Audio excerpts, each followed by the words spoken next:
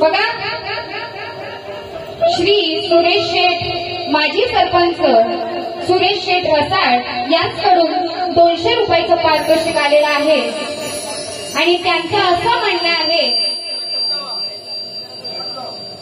खतलवायचं पण आहे आणि त्यांचं असं म्हणणं आहे की बाळासाहेब ठाकरेंचं गाणं झालं पाहिजे. नक्कीच होईल. त्याआधी जरा बुवांकडे वळू, बरोबर की नाही? हा, बुवा म्हणतात बाईचं नाव साक्षी शिंदे गोमले आणि मला लय झोमले. काय बुवा, पहिल्या बारीतच ही साक्षी गोमले तुला झोमली बुवा? हा, अजून दुसरी बारी बुवा व्हायची आहे माझी, बरोबर की नाही? मग तेव्हा तुम्हाला कुठं कुठं झोंबलते मग बघा. हा, नाही साप काळ्या करून टाकला तर कशाला पाहिजे, बरोबर की नाही? नंतर बुवा म्हणतात की मी रायगडचा टायगर, पण तो टायगर कसा? बिना पूछ का और बिना मुझ का, बरोबर की नाही? या टायगरला नाही मिशी नाही शेपटी. मला एक समज नाही, जाऊ दे, बुवांच्या घरापर्यंत मला जायचं नाहीये, पण बुवा कोणत्या अर्थानं टायगर म्हणतात ते मला पण एकदा बघायचंय. बुवांना अजून एक असतं टॅगलाईन, रायगडचा नाद खुळा शाहीर. बुवा नाद खुळा नाही, तुम्ही फक्त खुळा खुळ, बाकी काही नाही. नंतर बुवा काय आज बोललेलं नाहीये, मला घाबरलं का काय ते काय मला माहित नाही, पण बुवा लय बोलतात आणि बुवांनी कार्यक्रम सुंदर केलेला आहे. बुवा म्हणतात पहिल्या बारीतच बाई गार पडले की ते वाट बघतात समोरच्या शाहीर काय बोलतो, त्याच्यानंतर बोलतात बुवा आम्ही जर आल्या आल्या तुम्हाला जर तापवली ना, मग तुम्ही हित जाता, मग तुम्हाला आई बहीण काहीच दिसत नाही. दांडू तेव्हा कसा आला असा विषय बुवा म्हटले. बुवा कृष्ण हा नेहमी त्याचा सोट्या हातात घेऊनच हंडी फोडायचा, बरोबर की नाही? त्या हंडीला दणके मारायचा आणि हंडी फोडायचा. माझा विषय वेगळा नाहीये बुवा. हा, आणि मी शास्त्रात काय ते पटवून दिलेलं आहे. बुवांची गवळण होती बघा, राग लागेल तुला असं चढताना गवर, आता उपाय नाय सांग करशील काय खाली चिकट झाल्यावर, बरोबर की नाही? हा, मग तो चिकटपणा कसा येतो ते माझ्या गवळणीच्या काठीतून ऐका. बघा, जेव्हा गवळणी थाटमाट करून मथुरेच्या बाजारी जायच्या तेव्हा हा कृष्ण ते मी आडवा यायचा, म्हणून काय म्हणायचं बघा,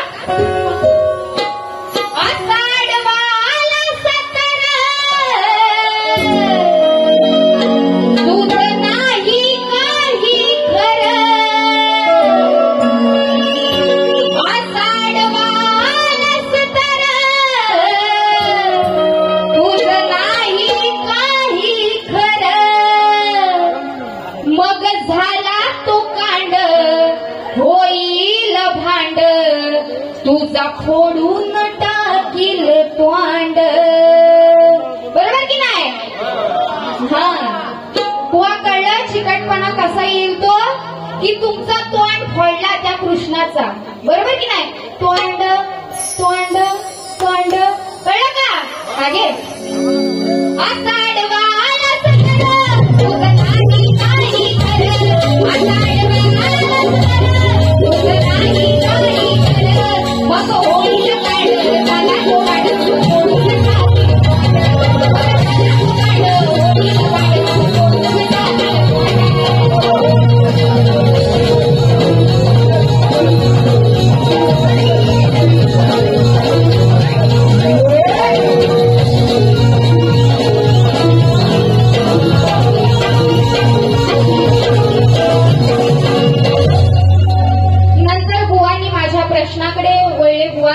आणि बुवा म्हणाले तुम्ही एक साईड करून देत नाही, बरोबर की नाही, एक बाजू मांडून देत नाही. बुवा मला जर एक बाजू मांडायची असती की प्राणी की मनुष्य प्राणी, मला मनुष्य प्राणी म्हणायचं असतं तर तसं मी लिहून दिलं असतं की मनुष्य प्राणी.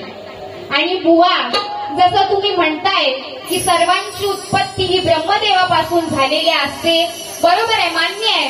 पण बुवा त्या प्राण्याची उत्पत्ती या वेगळ्या देवाने केलेली आहे. अजून तुम्हाला साईट वेगळी करून द्यायची म्हणजे काय करायचं? तुम्हाला ग्रंथपुराणाचं नाव सांगायचं, मग तुम्ही काय करणार आहे? उपटत बसणार आहे डोक्याची केस? हा, थोडं डोकं लावा की नाही, बरोबर की नाही. नंतर बुवांच्या प्रश्नाकडे मी वळते. बुवा म्हणतात की गौतम ऋषी व इंद्रदेव सोडून अहिल्याचा पती कोण? बुवा आमच्याकडं शास्त्राचा आधार नाहीये, पण आमच्या माहितीनुसार आमचे कविवर्य तुम्हाला याची फोड करून सांगतील. बघा बुवा, इथं मी काही ग्रंथ आणलेला नाही, परंतु जेव्हा गौतम ऋषींची पत्नी अहिल्या हिला इंद्र भोग द्यायला येतो, मग जर परपुरुषांनी भोग दिल्यानंतर त्या पतीने त्या बाईला सोडून द्यायचं, तिची चुकी नसताना हा इंद्रदेव तुम्ही देव त्याला तिचा नवरा बोलताय, मग तुम्ही पण मला साईट नाही दिली. परंतु त्या गौतम ऋषींनी ती निर्दोष बसली असताना हा रूप घेऊन आला होता नवऱ्याचा, आणि तो रूप घेताना तिला त्याने भोग दिला. आणि भोग दिल्यानंतर गौतम ऋषी येतात आणि गौतम ऋषी त्या ठिकाणी अहिल्याला भोग देतात, अहिल्याला श्राप देतात की तू शिला होऊन पडशील, म्हणजे राहशील, दगड होऊन राहशील. तर मग ती दगड झाल्यानंतर जेव्हा द्रोण पर्वत, संजीवनी पर्वत हा रामदूत हनुमानजी जेव्हा घेऊन जात असतात, तेव्हा त्या डोंगरातून एक मोठा शील म्हणजे दगड त्या दगडावर पडतो, अहिल्याला जो श्राप दिलेला असतो, आणि तो दगड त्याला घर्षण होतो. आणि त्या दगडातून आकाशवाणी होते की ही आकाशवाणी अशी असते की जेव्हा श्रीराम तुझ्या या शिलेला पदस्पर्श करतील तेव्हा तुला उद्धार होईल. म्हणून तो दगड हा तिचा तिसरा पती आहे. आणि तुम्हाला आज बुवा सांगतो, दापोलीत उरणमध्ये, या दापोलीचे उरण आहे ना, त्या ठिकाणी 15 तारखेला तुम्हाला बारशा निमित्त तुमचा मी नंबर दिलेला आहे, तुम्हाला कार्यक्रमाचा फोन येईल आणि त्या दिवशी तुम्हाला नक्कीच बुवा ग्रंथ आणीन. आता माझी काही ग्रंथ नाही, नाही तर बुवा तुम्ही बोलाल, परंतु तुमचा ग्रंथ वेगळा असेल, माझा ग्रंथ वेगळा असेल, तेव्हा आपण त्या प्रश्नाचा फोड करू, तेव्हा तुम्ही खरं माना किंवा न माना हे तुमच्यावरती आहे. धन्यवाद. आता एक एक उत्तर तुमच्या गाण्याचा साक्षी शिंदे काय तिचा ती त्यांना चांगली माहिती आहे, मला बोलायला काही गरज नाही. बघा, जेव्हा इंद्रदेव अहिल्याला भोगून जातात, बघा ब्रह्मदेवांची कन्या ही अहिल्या असते आणि अहिल्याला मागणं इंद्रदेवांचं असतं, पण अहिल्या ते मागणं नाकारते आणि गौतम ऋषींशी लग्न करते, बरोबर की नाही. मग हा राग मनात ठेवून इंद्रदेव तिला भोग देतात. मग ते भोग दिल्याच्या नंतर बुवा म्हणतात की हिचा नवरा दूर गेल्यावर जर त्या इंद्रदेवाने गौतम ऋषीचा रूप घेतला नसताना तर त्या अहिल्याने त्याला चपलीन मांडली असती, बरोबर की नाही. तिला तर त्याला जवळ घेतली असती का? नवरा असताना तिने जवळ घेतली असती का? पण हा जो इंद्र आहे त्याने रूप बदलून त्या अहिल्याला भोग दिलेला असतो. म्हणून काय म्हणायचंय बघा, पाऊस पडत होता मधीच पडल्या गारा, बाई मी लाडाची, अग लाडाची, बाई मी लाडाची, लाडाची, लाडाची तुझीच तारा. म्हणून काय म्हणायचंय बघा, बाईला बघून खास आली,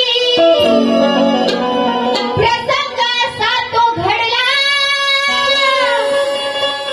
बाईला बघून खास आली,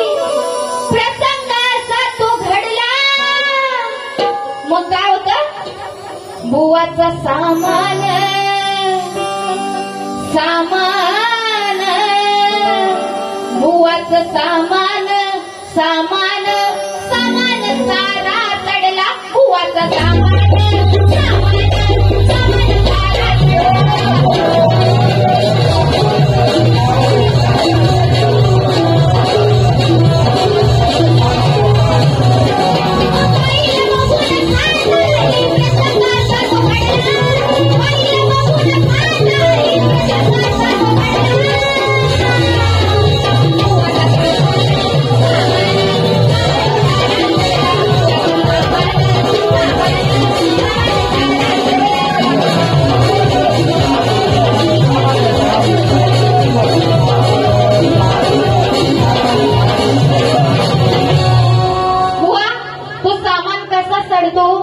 कीड लागून, बरोबर की नाही?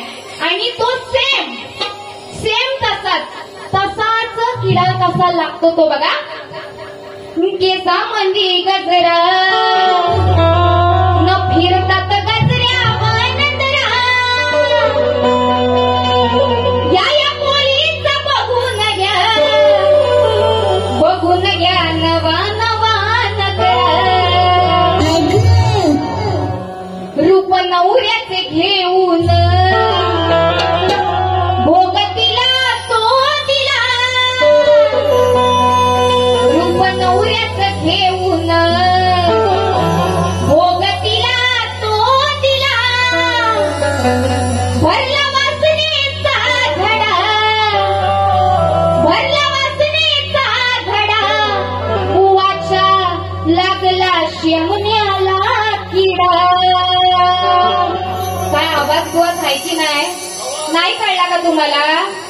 बघा काय म्हणते. रूप नवऱ्याचं घेऊन भोगतीला तो दिला भरला वासनेचा घडा बुवाच्या लागला शेमण्याला किडा. थोडा आवाज द्या म्हणजे मला पण मजा येईल तुम्हाला मजा द्यायला. हा बघा विषय असा आहे बुवा. त्या गौतम ऋषी त्या इंद्राला म्हणतात, इंद्राला शाप देतात की तुझा लिंग हा चढून किडा लागून गळून खाली पडून जाईल. मग तो किडा कसा लागतो? सेम. मग ना सेम लागला ना किडा, आपण असंच म्हणतो ना ह्याला बघा सेम ना किडा लागला, बरोबर की नाही? बुवा तेवढाच विषय आहे. घे रूप नवऱ्याचं घेऊन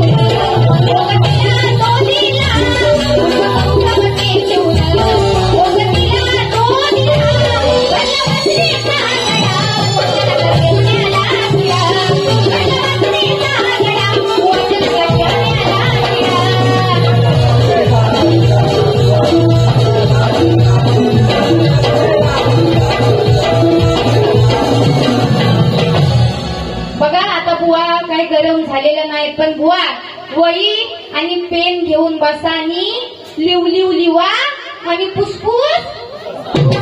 हा बघा काय म्हणायचंय, काय म्हणायचंय. जसं जीवात जीव घुटमळ तसं फिरतीचं वाढलंय प्याळ तुझ्या तोंडाला तोंड माझं मिळ बुवाच्या नाया, कारण माझं पण लग्न झालं आणि बुवाचं पण. तुझ्या तोंडाला तोंड माझं मिळ मग बघून दुश्मन जळ वर ढगाला लागली कळ आणि थेंब थेंब गळ असं गाठून गंगा जळ करण्या गेला तो अंघोळ मनात उठती खळबळ जीवाची होती तळमळ बाई येताही जवळ पाण्याचं थेंब थेंब गळ बाई येताही जवळ पाण्याचं थेंब थेंब गळ.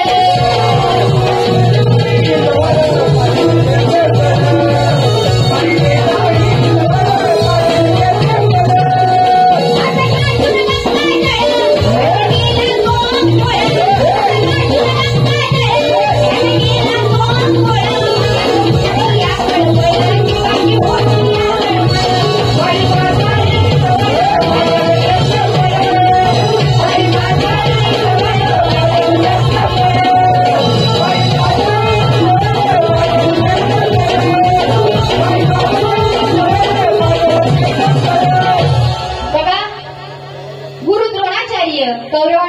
कौरवांचे गुरु द्रोणाचार्य यांचा जन्माची कथा आहे बुवा. जेव्हा घृताची नावाची अप्सरा गंगाजळी अंघोळ करण्यासाठी आलेली असते आणि तिला अर्धनग्न बघून ऋषी भारद्वाजांचं वीर्य खाली गळतं आणि ते गळलेलं वीर्य हे ऋषी भारद्वाज द्रोणात साठवतात आणि त्यातूनच द्रोणाचार्यांचा जन्म होतो बुवा. एवढंच आहे. हा, खंडेरायाच्या लग्नाला बाणूनवरी नटली, नवरी नटली, नकाळबाई सुपारी फुटली.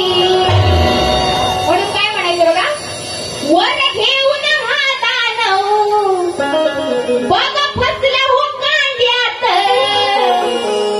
तो हिरण्यकश्यप वर घेऊन दानव बघ फसला हो कांद्यात, बघ फसला हो कांद्यात, दम नाही राहिला व रांड्यात.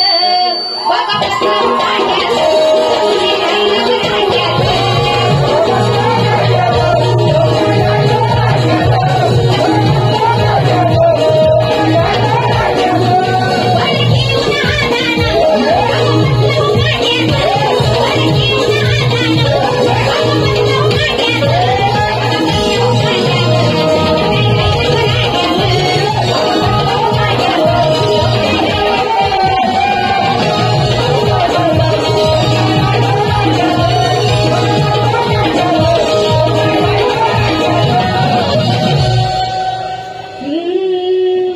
रडू नको बाळा, अरे मी पाण्याला जाते, पाण्याला जाते, पाणी घेऊन येते.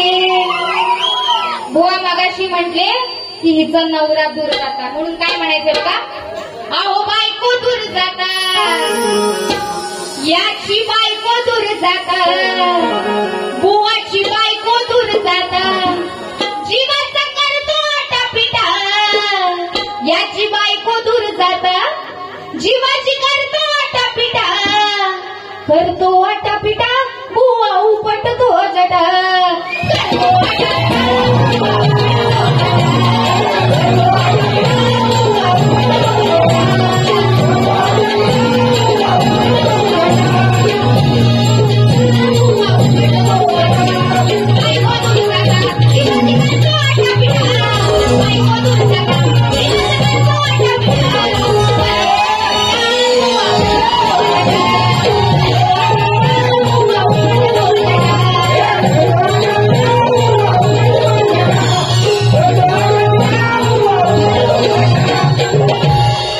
बघा, या गाण्याचा असा अर्थ आहे की बघा, जेव्हा शिवशंकरांचं लग्न हे सतीजवळ झालेलं असतं आणि सती हीच पार्वती असते आणि सतीच्या वियोगात शिवशंकर त्यांच्या केसाची एक जट अनेक जटा, एका जटेतून भद्रकालीची निर्मिती होते आणि एका जटेतून वीरभद्राची निर्मिती होते बुवा. एवढाच विषय आहे. हा, आता आणि शास्त्र काय असतं ना बुवा, हे माझ्या कविवर्यांना गणेश शिंदेना चांगलंच माहिती आहे. आज मी तुम्हाला काही बोलणार नाही पण बोलणार नक्कीच आहे, बरोबर की नाही, आणि ते पण शास्त्रामधून. आणि बुवांना माझं शेवटचं चॅलेंज आहे, त्यांनी पण दुसरी बारी शास्त्रामधूनच करायचे, बरोबर की नाही. रेकॉर्ड ब्रेक केला त्यानं आपण पुढच्या गुन्ह्या,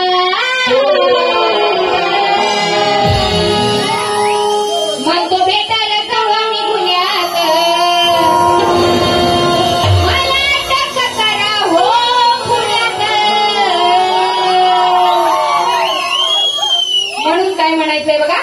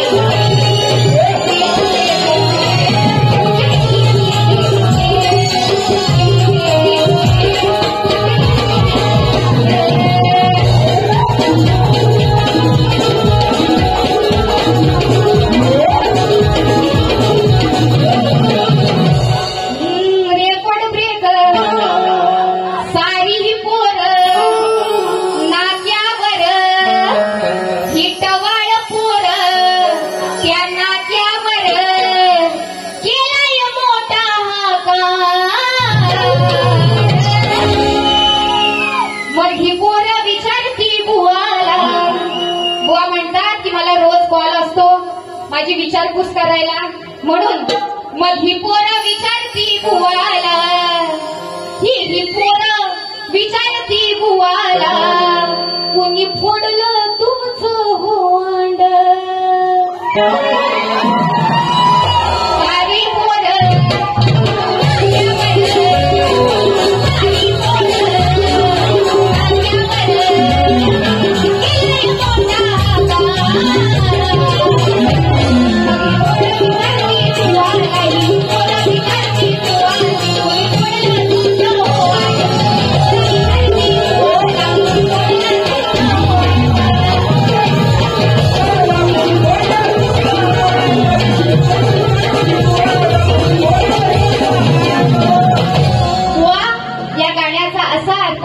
मच्छिंद्रनाथांचा जन्म हा माशाच्या पोटी अंड्याच्या स्वरूपात होतो. मग ते अंड तरून तरून त्या किनाऱ्याला लागतं. मग बगळा बोचा मारून मारून मारून, बुवाचा नाही, अंड्याला बोचा मारून मारून एक बोच आणि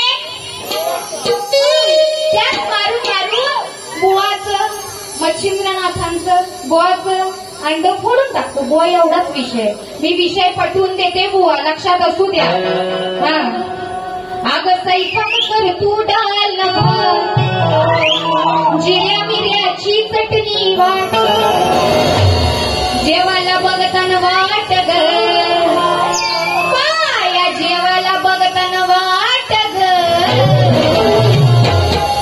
अगं साजणी माझ्या बाया भूकेल्यान ग, अगं साजणी माझ्या बाया भूकेल्यान ग. हालाय साधू बनून, हालाय बनून साधूर, पण पक्का दिसतो भोतूर. हालाय बनून साधूर, पण पक्का दिसतो भोंदूर. मग डोक्याला पडल्या आट्यार, याच्या डोक्याला पडल्या आट्यार. ओ योगेश बुवा, नको दाखवू माझ, नको दाखवू माझ माझ्या समोर तुझ्या प्यार, नको दाखवू माझ माझ्या समोर तुझ्या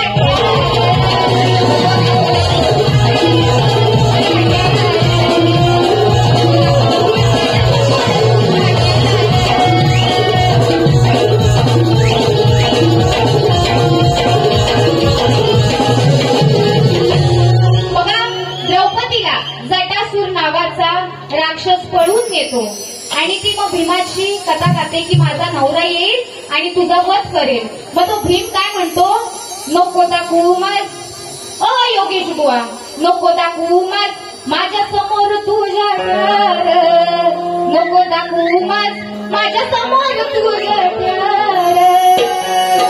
एवढाच विषय आहे बुवा, मी पटवून दिलेला आहे.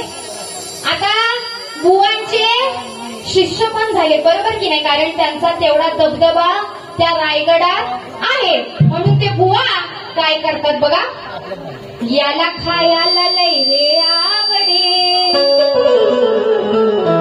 सांगे शिष्याला जा तू गावाकडे,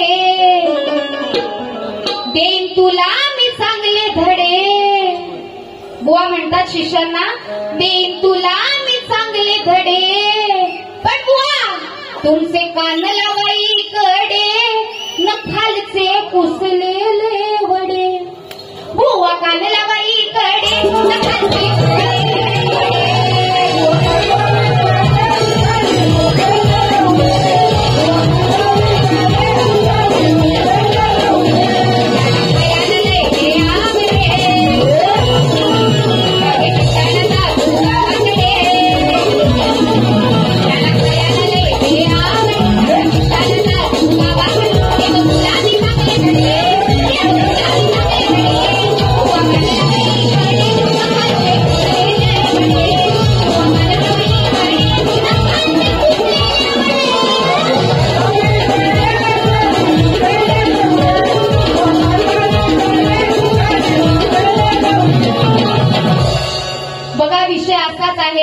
की मच्छिंद्रनाथ यांचे शिष्य गोरक्षनाथ असतात आणि गोरक्षनाथांना वडे भेटलेले असतात. बुवा डाळीचे वडे, हा, आणि ते वडे मच्छिंद्र नाचताना खूप आवडलेले असतात. मग ते पुरवून खात होते. आणि कालचे वडे विचारतात की शिष्याला कुठे आहेत. मग शिष्य म्हणतो की बुवा तुमचे कान लावा इकडे. कालचे तुमचे कुचलेले वडे. एवढाच बुवा विषय काय. बरं काय म्हणायचंय. अगं राधे तू हळूहळू चल ना, त्या मथुरेच्या बाजारी भेटणार. मग काय तुझ्या केसात हाय गजरा, तू करू नको लई नकरा. तुझ्या केसात हाय गजरा, तू करू नको लई नकरा. म्हणून काय म्हणायचंय बघा. असा कसा तू गुरुचा चेला, र तुझ्या हातात दिला र केळा. असा कसा तू गुरुचा चेला, र तुझ्या हातात दिला र केळा. मग काय बघतोस रापून, नेलं तुझं कापून. काय बघतोस रापून, नेलं तुझं कापून.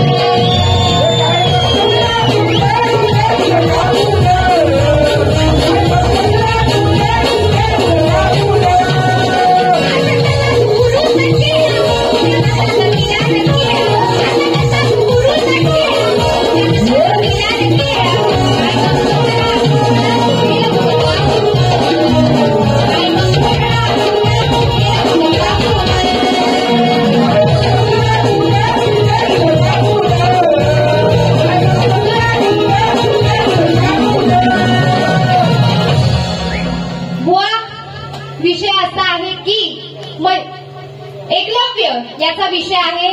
जेव्हा गुरु द्रोणाचार्यांना कळतं की हा अर्जुनापेक्षा पण जास्त भारी धनुर्धारी होईल, म्हणून एवढी सेवा करून सुद्धा एखाद्याला म्हणतो ना एवढा काय केलास पण तुझ्या हातात केला भेटला. बरोबर की नाही. मग काय बघतो तर आपण त्या एकलव्याचा अंगठा कापून घेऊन जातात. एवढाच विषय. अरे काय बघतो तर आपण, हो योग्य बुवा, नेलं तुझं कापून. काय बघतो तर आपण, नेलं तुझं कापून. बस की बुवाला अजून काय द्यायचा.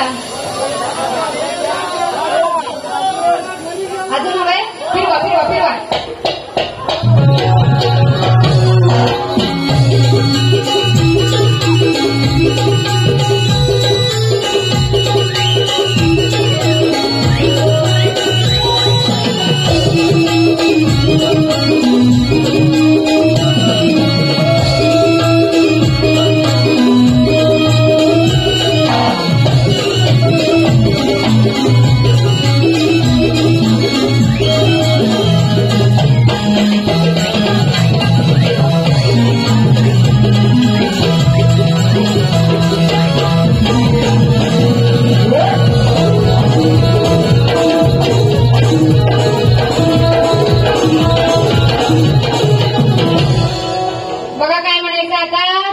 सीझन आलाय. बरोबर की नाही.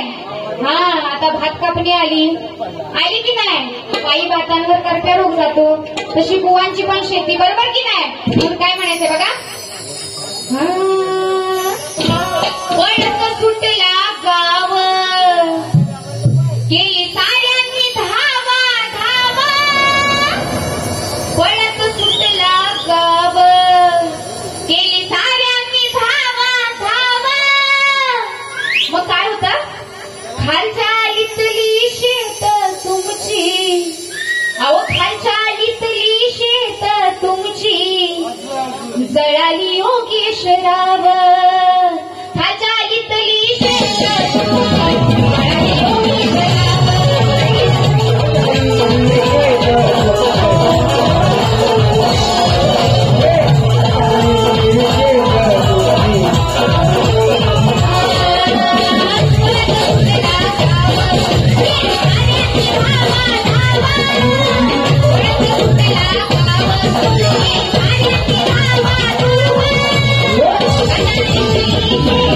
Thank you.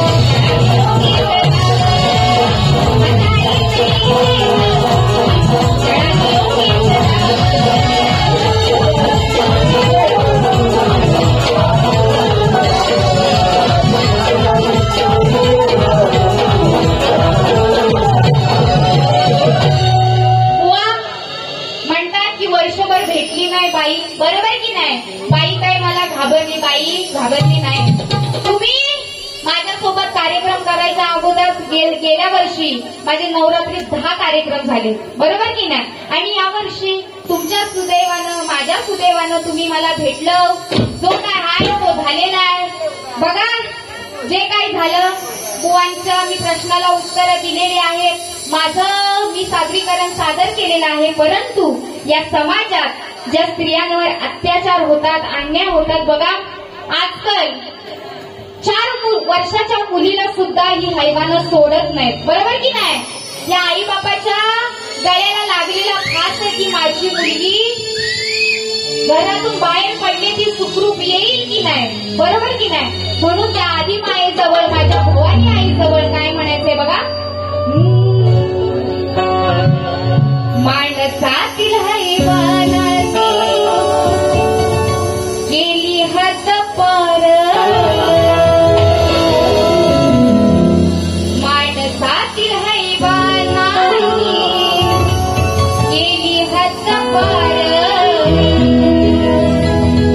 कधी संपणार सारे अत्याचार, कधी संपणार सारे अत्याचार.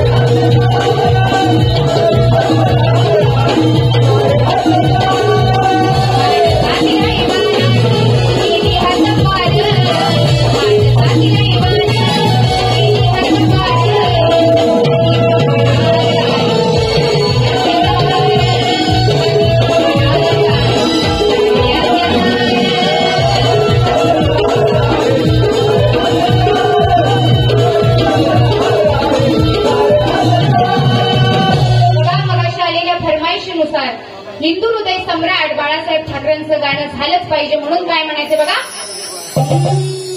सांगण सांगण झाली एक वीरेची वाहत होते रात्र वैर्याची तेल डोळ्यात घालून जा, रात्र वैर्याची तेल डोळ्यात घालून जा. अरे मराठ्यानो आपला